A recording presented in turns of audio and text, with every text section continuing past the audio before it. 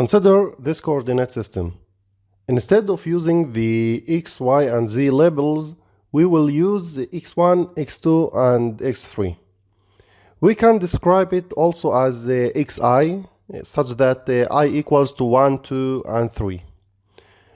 Remember that x, y, and z is merely a labels for the axis, and we can name it whatever we want.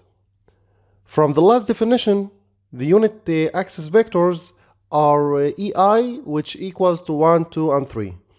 Let's recap what's the unit vector. It's the direction of the vector, which means it's a vector in the same direction of the original vector with the magnitude equals to 1. Also, we learned before, any perpendicular vectors, the scalar product of them is equal to 0.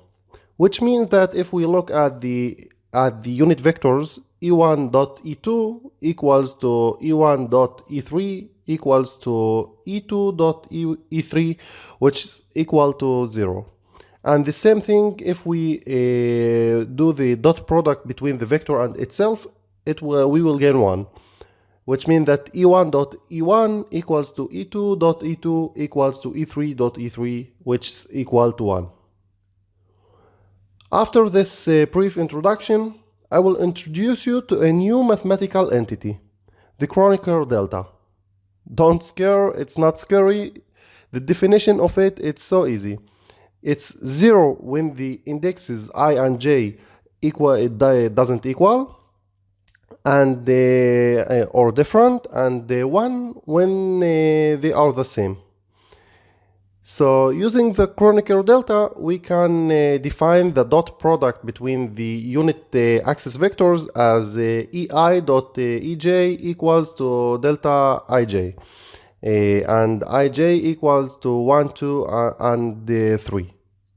And for example, if we get I equals to 1 and j equals to 2, so e1.e2 equals to 0. And this is right with the delta definition as we defined it before, that if the two indexes are different, the delta is equal to 0. And the same thing if we got id equals to 3 and j equals to 3, and we do the dot product between e3.e3, we will get 1. And this is exactly the definition of the delta.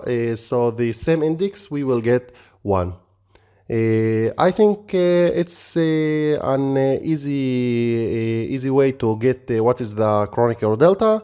And in the next lecture, we will talk about Einstein summation convention.